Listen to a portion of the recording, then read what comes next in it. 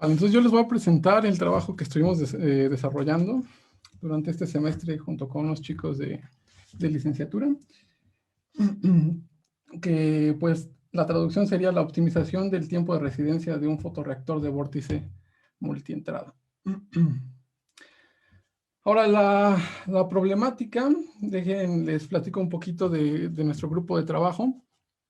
Nosotros nos centramos en la reconversión de dióxido de carbono a hidrocarburos. Esto como una alternativa para mitigar el impacto que está teniendo la quema de combustibles. De esta forma convertimos al dióxido de carbono como a una materia prima y no como un desecho. ¿De acuerdo? Entonces, el trabajo se centra más que nada en el diseño de un fotorreactor para ese proceso de conversión de dióxido de carbono a combustibles. ¿Okay? De esa forma le damos un valor agregado al dióxido de carbono, ya no lo tenemos como un desecho. ¿Okay? Entonces, el contenido va a estar más que nada relacionado con ver los tipos de reactores, por qué seleccionamos ese tipo de reactor, qué es el tiempo de residencia. Para optimizar utilizamos algo llamado algoritmos genéticos. Y finalmente les voy a dar los resultados que obtuvimos con este trabajo. ¿Okay? Entonces, primero déjenme explicarles un poquito los dos tipos principales de reactores que se tienen en la industria. Y también a nivel de investigación se tienen estos dos tipos de reactores. El primero es el batch, que es por lotes, y el segundo es el de continuous flow, o el de flujo continuo. Los reactores por lotes, como lo dicen, nosotros vamos a ingresar nuestras fases reaccionantes, las vamos a dejar reaccionando cierto tiempo y ya después las podemos sacar de ahí. En el reactor de flujo continuo vamos a tener, como su mismo nombre lo indica, un flujo continuo de fases reaccionantes, ya sea fluido en forma de gas o en forma de líquido. Van a tener un tiempo de residencia dentro del reactor. En ese tiempo de residencia se va a dar la reacción química que se esté trabajando y finalmente se va a tener una salida, ¿de acuerdo? Las ventajas del sistema de tipo batch es que es fácil, perdón, aquí me equivoqué entre ventajas y desventajas, ¿no? Una desventaja del tipo batch es que es difícil de entender el mecanismo de reacción. Y otra desventaja es que se acumulan dentro los productos dentro del reactor. Entonces, eso dificulta mucho el estudio desde el punto de vista de ingeniería química para determinar cuál es la ruta de la reacción. Sin embargo, sus ventajas es que es fácil de implementar y es fácil de operar. ¿Okay? Las desventajas del continuous flow es que tenemos eficiencias inadecuadas desde el punto de vista de los fotocatalizadores y tenemos tiempos cortos de residencia. Las ventajas es que podemos escalarlo, o sea, podemos tener un modelo a una escala 1 a 10 y es fácilmente escalable. En cambio, los de tipo batch no los podemos escalar tan fácilmente. Y nos permiten estar trabajando con procesos continuos. ¿Sí? Okay. Entonces, el tiempo de residencia. ¿Qué es el tiempo de residencia? El tiempo de residencia nos va a decir cuantitativamente qué tanto tiempo un fluido se queda dentro del reactor. ¿Okay? Y existen varias formas para calcular o determinar experimentalmente el tiempo de residencia que tiene cierto reactor. Aquí tenemos una configuración en donde tenemos un reactor de tipo flujo continuo, tenemos una alimentación de la fase reaccionante y lo más común es inyectarle algún tipo de colorante que no vaya a reaccionar y calcular el tiempo en el que ese color ya se pierde en el reactor. ¿Okay? Y existen dos metodologías. Uno es la inyección de ese colorante como un pulso y el otro es la inyección continua. No tenemos la inyección del colorante y lo seguimos inyectando. Esas dos metodologías nos dan diferentes curvas de distribución. La curva de distribución nos va a estar indicando el tiempo del fluido en el que está dentro del reactor. Okay. Pues hablando de algoritmos genéticos, ¿por qué escogimos algoritmos genéticos? Como su nombre mismo lo indica, está basado en la teoría darwiniana de la evolución, en donde tenemos ciertos individuos que están bajo ciertas condiciones y esas condiciones los hacen adaptarse y generar nuevos recursos para ellos, en el sentido de que pueden empezar a sobrevivir, mientras que la población o los individuos que no tengan las capacidades para sobrevivir en esas condiciones, pues son eliminados. En ese sentido, quedarían sobreviviendo los individuos que tengan las mejores cualidades. Entonces, lo que les estoy mostrando aquí es el bucle evolutivo, muy sencillo, en donde tenemos una población inicial. Va a haber una selección en esa población inicial, va a haber una competencia, ya sea por los recursos o por otro tipo de aspectos desde el punto de vista biológico. Después de la selección, los miembros más adecuados, más capaces, se van a poder reproducir y de esta forma van a heredar a su descendencia esas capacidades que ellos desarrollaron y que pudieron obtener a partir de la adaptación. Este ciclo evolutivo de selección y reproducción se repite hasta que haya una terminación, ya sea que se acaben las especies por algún u otro motivo o que caiga un meteorito, ¿no? Como los dinosaurios. Lo importante que hay que entender es que desde el punto biológico, la cadena de información que lleva toda esa parte de qué aspectos los hacen a los individuos más o menos capaces, toda se encuentra codificada dentro de lo que llamamos los genes. Los genes se van a ir modificando a través de la reproducción y la mutación, y de esta forma pueden empezar a generar individuos más capaces de sobrevivir a las condiciones que se les están sometiendo. Ok. Entonces, lo importante de los algoritmos genéticos es que tenemos un gen. Con eso, quédense. Un gen que contiene esa información que permitió al individuo sobrevivir. ¿Okay?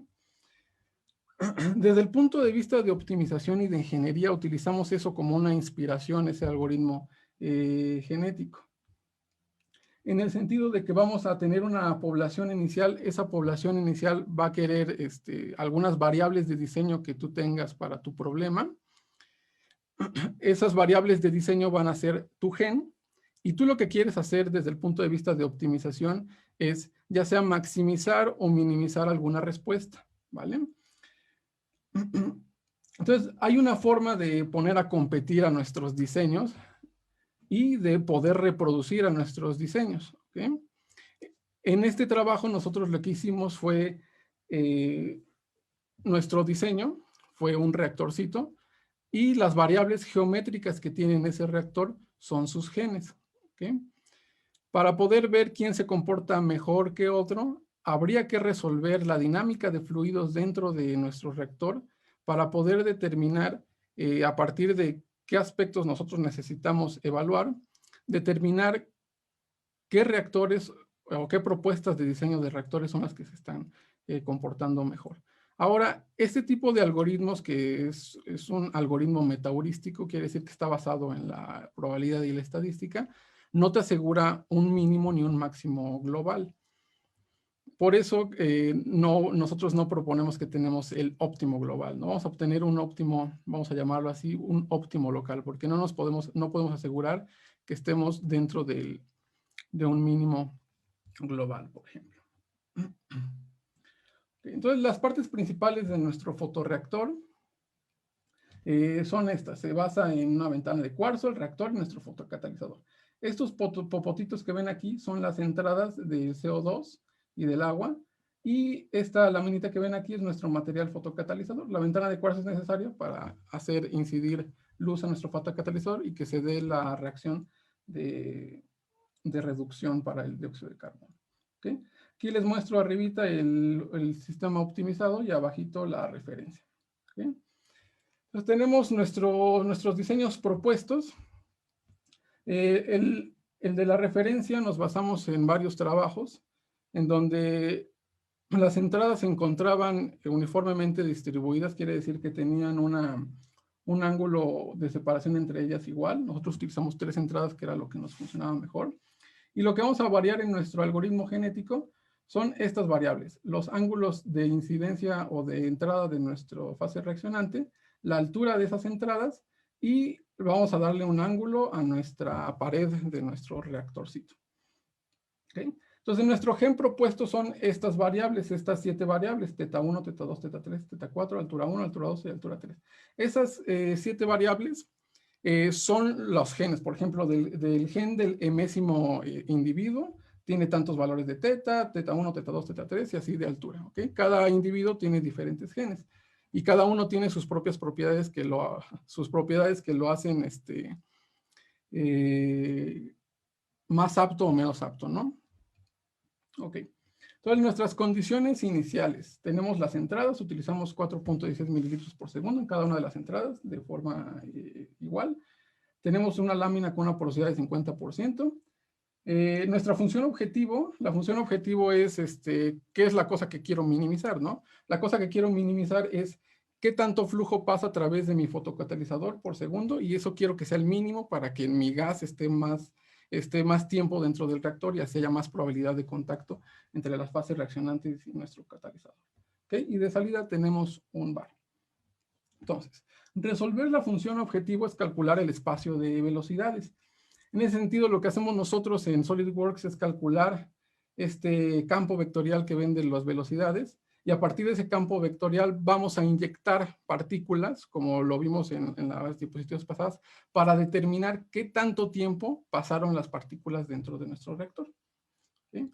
Estos son los resultados de nuestro algoritmo. Vemos que estas son las iteraciones contra el flujo volumétrico que pasa a través de nuestro fotocatalizador. Y vemos que efectivamente, entre más iteraciones, entre más ciclos evolutivos tengamos, el algoritmo es capaz de estar minimizando nuestra función objetivo. Vemos que hasta el ciclo, la iteración 30, pues ya podemos cortarlo, pero les recuerdo, este es un mínimo local. Y los resultados que obtuvimos son estos valores de teta y de la altura. ¿Okay? Entonces, con esto pudimos hacer una comparación entre reactores. Hicimos la simulación de nuestro reactor de referencia, nuestro reactor optimizado. Y vemos como precisamente aquí tenemos la distribución de velocidades, perdón, la distribución de tiempos en las partículas. Vemos como para la referencia se encuentran más cercanas a los tiempos cortos, menos de 0.7 segundos, mientras que para la optimización sí obtenemos partículas que se encuentran dentro del reactor hasta de 4 segundos, ¿no? Vemos estadísticamente que la media para nuestro algoritmo genético tenemos 0.9 segundos y para la referencia 0.3 segundos, ¿no? Casi 3 veces más que el de la referencia. Lo mismo tenemos, por ejemplo, para el máximo, tenemos hasta un tiempo de residencia de las partículas de 4.1 para la referencia de 1.2. Entonces, estamos mejorando el comportamiento de nuestro reactor. Estamos aumentando el tiempo de residencia que tiene nuestro gas dentro de nuestro reactor. Ok. Este es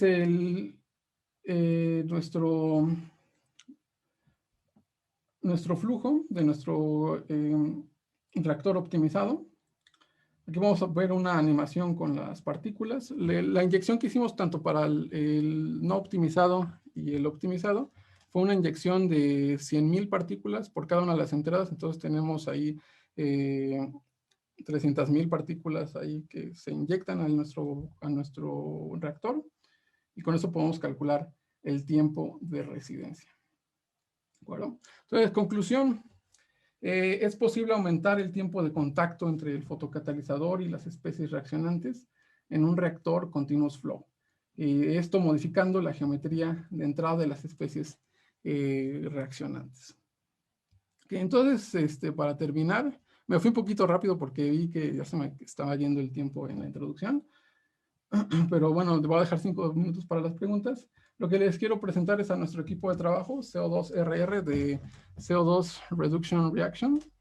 Entonces, el equipo de investigadores, por si se quieren unir, si hay chicos o chicas que estén interesados en convertir dióxido de carbono a materia prima, como una alternativa para la disminución de estas emisiones contaminantes que tenemos, pues pueden unirse, ya sea que se contacten conmigo o con alguno de nuestros compañeros. Y bueno, aquí también les muestro a la mano de obra, ¿no? Que son nuestros estudiantes. Aquí está Alexander, Francisco, que fueron los que estuvieron trabajando durante todo el semestre con este diseño, y Silvia, que está trabajando con diseño de materiales fotocatalíticos. Bueno, sería todo por mi parte, pues muchas gracias. Muchas gracias a ti, maestro Jesús. Y comenzamos con la sesión de preguntas y respuestas. No sé si alguien tiene alguna pregunta, la puede dirigir al chat. Nos pregunta Rafael Ortiz, ¿el algoritmo siempre llega a la convergencia de forma correcta?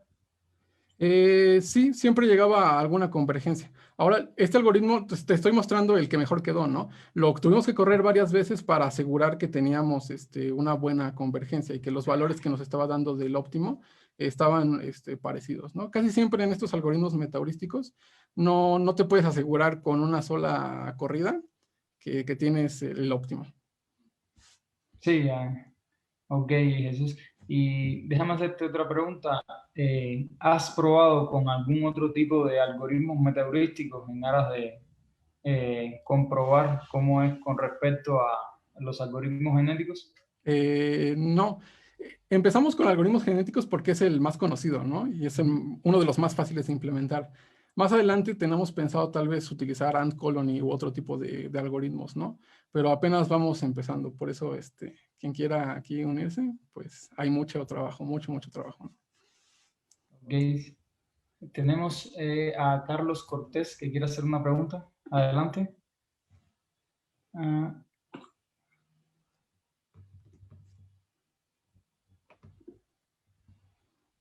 ¿puede preguntar? Creo que no tiene habilitado el micrófono. No, ok.